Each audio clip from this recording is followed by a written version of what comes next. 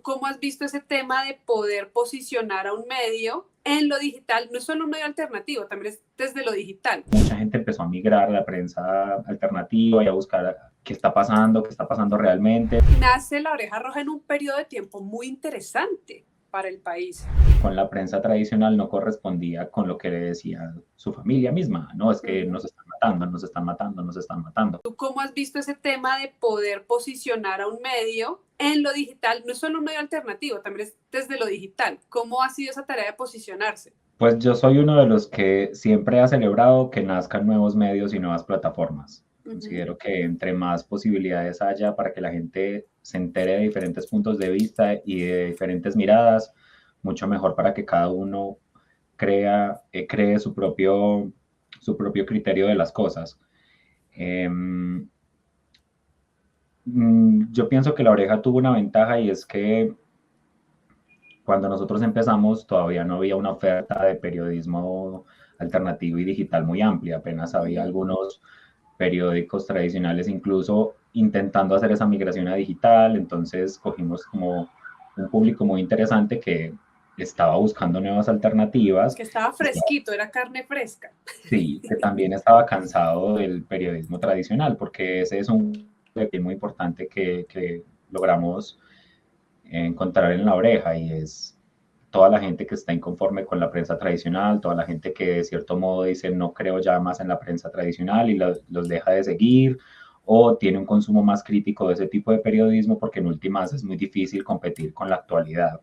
Entonces, ahí sí uno tiene que seguirse fijando un poco en la prensa tradicional, pero tener la lupa bien puesta para entender las cosas que están pasando desde otra perspectiva. Entonces, creo que lo digital lo logramos aprovechar mucho desde ahí, desde la inconformidad, desde la rabia que tenía la gente con respecto a muchas cosas que ocurrían. Nosotros en La Oreja empezamos en la mitad del segundo gobierno de Santos, al que le dimos también mucho palo y solamente celebrábamos como algunas cosas en torno al proceso de paz porque nos ha parecido algo fundamental para nuestro país y es una causa pues que siempre hemos tenido como a nivel personal y profesional, porque la paz es un derecho y todos deberíamos poder acceder a ella, independientemente de. Luego llega el gobierno de Iván Duque, en el que pues todo se elevó a niveles impresionantes y ahí creo que también hubo una gran oportunidad, no solo para nosotros, sino para muchos medios alternativos que nacen en el contexto del paro y de incluso antes, por ver toda la inconformidad que tenía la gente y por ver también lo que estaba haciendo la prensa tradicional.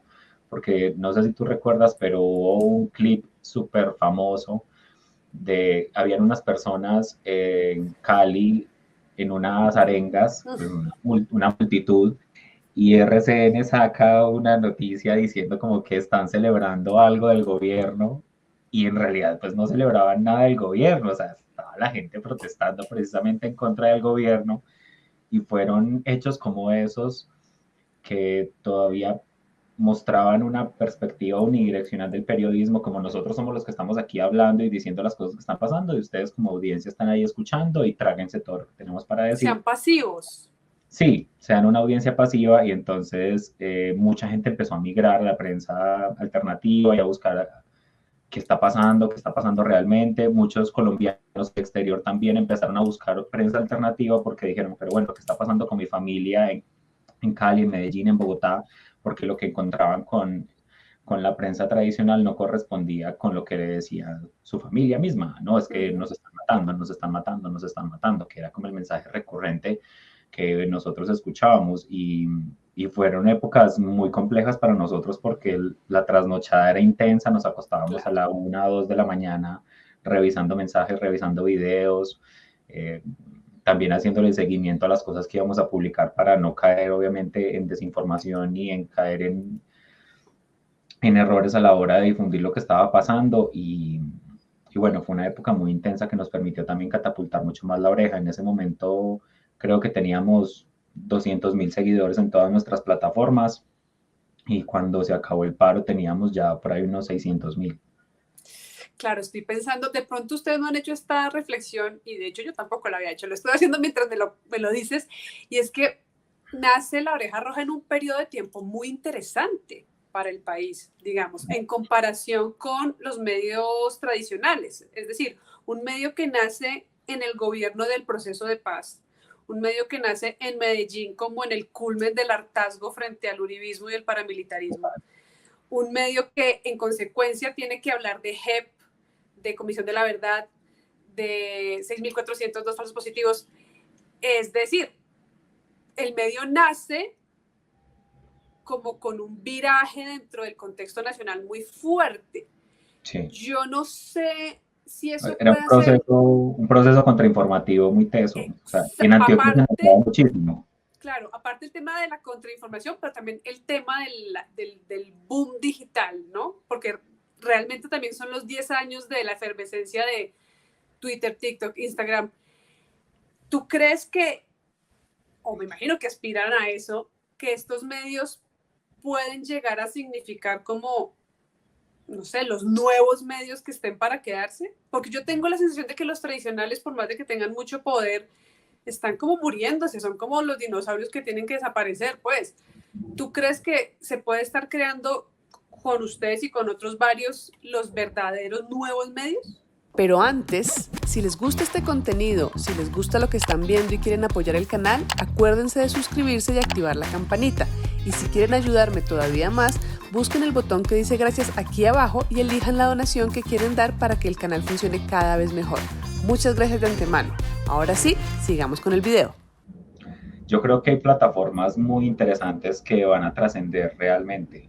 En este momento, por ejemplo, que yo tengo un rol de editor de audiencias en Cuestión Pública, donde desde hace 6 años se viene haciendo un periodismo de investigación que se le ha metido a unos temas sin precedentes en Colombia. O sea, investigar el narcotráfico como nunca nadie lo ha hecho. Creo que sí muestran la nueva cara del periodismo y algo que la gente realmente necesita y está dispuesto a apoyar. Porque, por ejemplo, el caso de Cuestión nace con una vaqui en la que, pues, una recaudación de fondos donde le dijeron a la gente, apóyennos y vamos a investigar a los congresistas, incluso a los que ustedes nos digan que investiguemos. Y es una manera de hacer que la comunidad se vuelva también parte del medio y transforme la realidad. Y es eso, el periodismo no soy yo contándote a ti y tú escuchando, sino que es entre todos vamos a crear y vamos a generar espacios formativos mucho más importantes y trascendentales.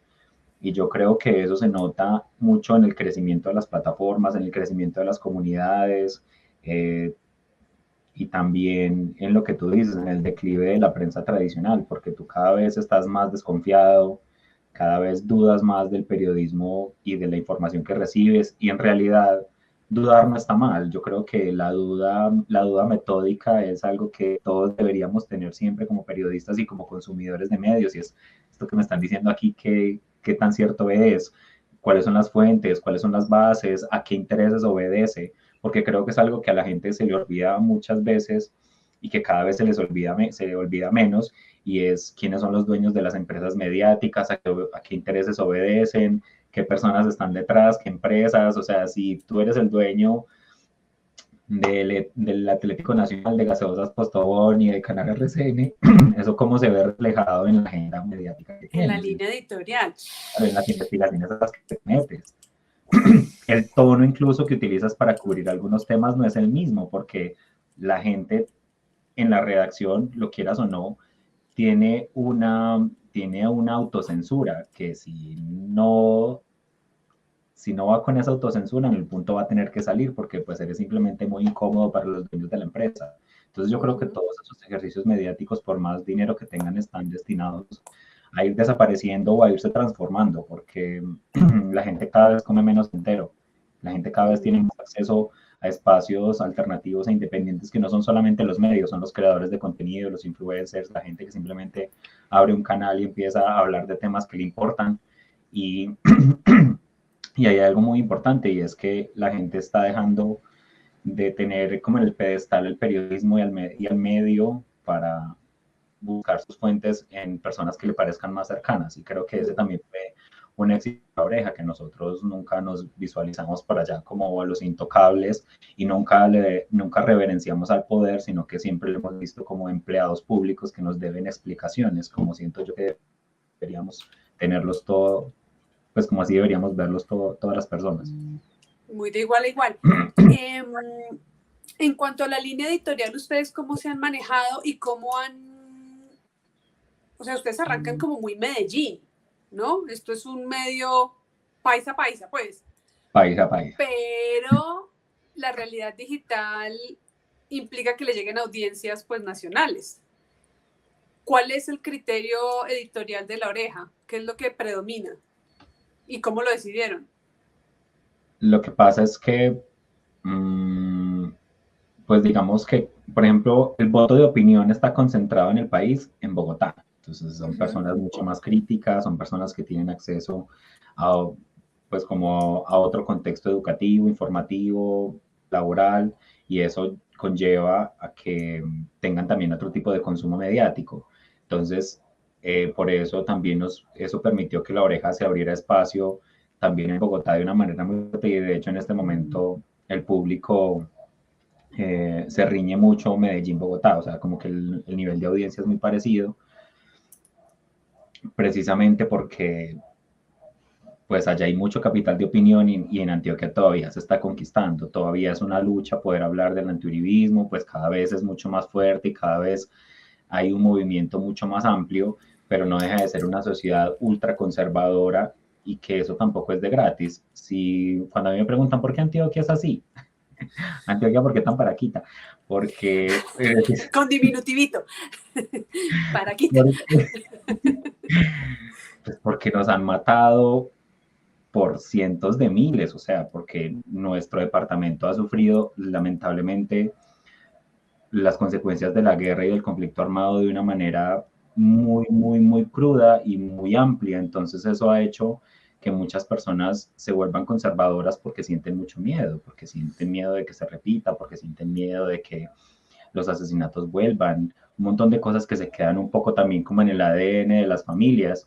Entonces, aquí pues muchas personas, muchas familias murieron por ser liberales en su momento, que hoy el liberalismo tampoco pues prácticamente significa mucho.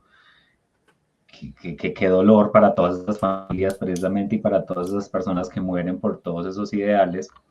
Y hoy nos encontramos con que hay una sociedad ultra, pues todavía muy conservadora, que le cuesta mucho renunciar a esos valores porque tiene mucho miedo y porque hay ahí una base histórica que cobija también como esas razones, pues todos los desaparecidos, todas las masacres, toda la violencia que se incuba aquí también de cuenta de los cárteles y de todo el narcotráfico, pues todos esos son realidades que no podemos desconocer para entender también por qué Medellín y por qué Antioquia son así.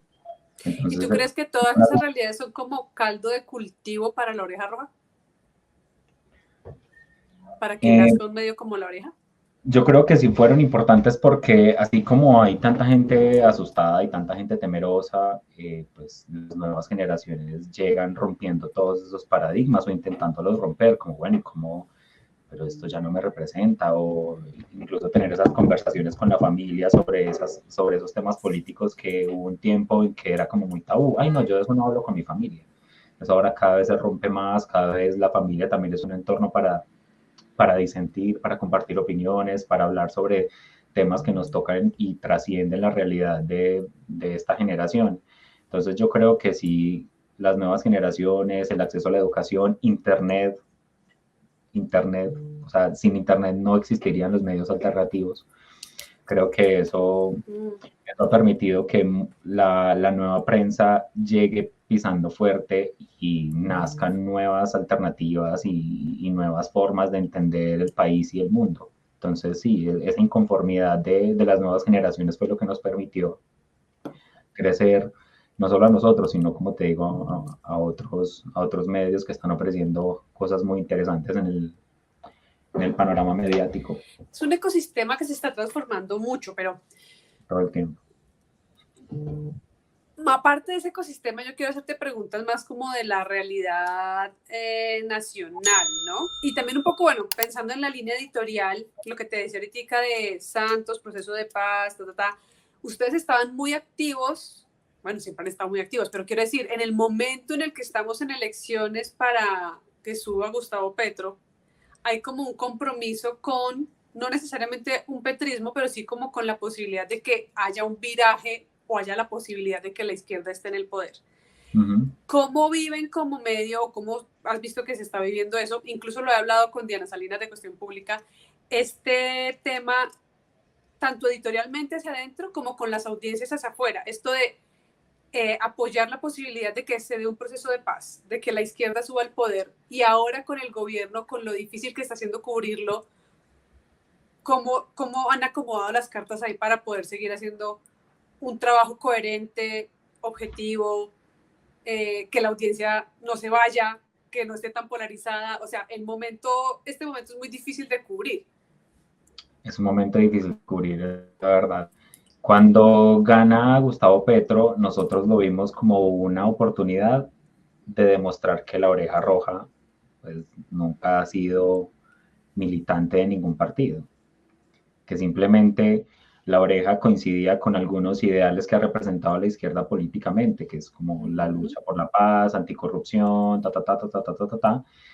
pero nos pareció una oportunidad importante de mostrar que también podíamos hacer periodismo para el gobierno que fuera, ¿cierto? Entonces, cuando llega Gustavo Petro, empezamos a sacar un montón de contenidos también mostrando esas cosas que ha hecho el gobierno tan mal, y muchas personas se han ido, pues como que, de hecho, en este momento La Oreja también está en una reestructuración, está repensándose hacia dónde va. Tenemos una nueva dirección a cargo de Daisy Villalba, y yo también me hice a un lado porque después de tantos años en La Oreja, pues como que quise probar suerte en otras partes, entender otros ecosistemas, aprender otras cosas y también hacer lo que sé hacer en otros espacios. Entonces ahí sale la oportunidad de trabajar en Cuestión, y creo que ahí pues he encontrado un equipo maravilloso y gente ultra talentosa que se ha pensado el periodismo de una manera mucho más estructurada y un medio de una manera mucho más empresarial. Digamos que La Oreja siempre ha sido un sueño y ha sido como ese concepto romántico del periodismo, por lo que te decía al principio también de cómo nace. Entonces, pues nunca tuvimos como, ay, bueno, es que el modelo de negocio de La Oreja es este, y entonces nosotros vamos a hacer esto, porque... Pues, la matriz es esta. Ninguno es empresario en realidad, claro. O sea, puros periodistas intentando que salga adelante una plataforma que se convirtió en empresa y que se convirtió en algo súper grande y súper masivo, pero que ninguno tenía la formación para hacerlo. Entonces, pues ha sido algo muy interesante, y de hecho, por eso te digo, está en este momento como en una reestructuración, porque también desde La Oreja ha sido muy, muy claro que la gente está muy cansada del periodismo de coyuntura, de la política en general, entonces que siempre son noticias negativas, siempre son noticias malas, porque también el enfoque de La Oreja, como ha sido tan crítico, entonces... Claro, se vuelve muy negativa. Se está de la mano de, uy, no, pero es cada vez que abro aquí me deprimo, cada vez que llego a este medio, entonces paso por una depresión y una ansiedad, y como que precisamente eso es lo que se está reformulando, hacia dónde va el medio para virar también con la comunidad, no para dejar de hablar de cosas importantes, sino para entender las nuevas necesidades de la gente. Como que La Oreja en el principio era una metodología de la gente tiene que leer. Tiene que leerse las 1200 palabras de la columna y tiene que leer no sé qué, entonces todo era página web, lean. Página web y dejen la pereza y la gente tiene que leer. Luego nos dimos cuenta de que la gente no lee, de que el consumo... Por más de que uno insista. De que el consumo está cambiando, de que las formas están cambiando, entonces ahí hicimos una transformación importante a videos cortos, a carruseles, a piezas gráficas, a caricaturas, a mostrar mucho en pocas palabras o en gráficos o en imágenes, que era pues como nuestra posición sobre las cosas y lo que estaba pasando. Y ya si tú quieres ampliar, te ofrecemos esta página web donde encuentras contenido mucho más amplio sobre esta información y sobre este tema. Y entonces en este momento también se está repensando eso, hacia dónde está virando la gente, porque en este momento, por ejemplo, lo que más pega son los videos y los carruseles, y Instagram está a fuego y TikTok también, pero esto también va a cambiar, esto también va a pasar, así como en algún punto Facebook era la panacea y todos queríamos estar en Facebook y crecer en Facebook, era como, oh, sí, maravilloso, nuestra comunidad. Ahora, ¿quién? Ahora, en Facebook solamente están... Hay una bola de heno. La gente... Está John Travolta. Está la gente mayor, pues como que las audiencias mucho más mayores, están también la gente más rural que no tiene acceso como a un internet constante, entonces es más fácil que le llegue Facebook, que le llegue un poquito de WhatsApp, entonces por ahí acceden a esa información y es el público que hay cautivo. Pero las nuevas audiencias están virando todo el tiempo y están cambiando su forma de consumo, y creo que eso es algo que los medios toma mucho que lo entiendan, que la gente cambia y cambia su modelo de consumo, e insistimos siempre en las mismas formas y en las mismas maneras de que la gente tiene que consumir, y la gente ya no quiere hacerlo. No, y la gente está mutando, no solo la gente, sino la tecnología está obligando a la gente a mutar. Digamos que un consumidor de cierto contenido puede estar muy cómodo en cierta plataforma, pero la misma plataforma empieza a mutar y el consumidor como que le toca adaptarse. Y adicionalmente a eso, pues lo que hablábamos al principio es que ahora son muchas más las opciones de consumo y el vértigo con el que se le ofrece a la gente.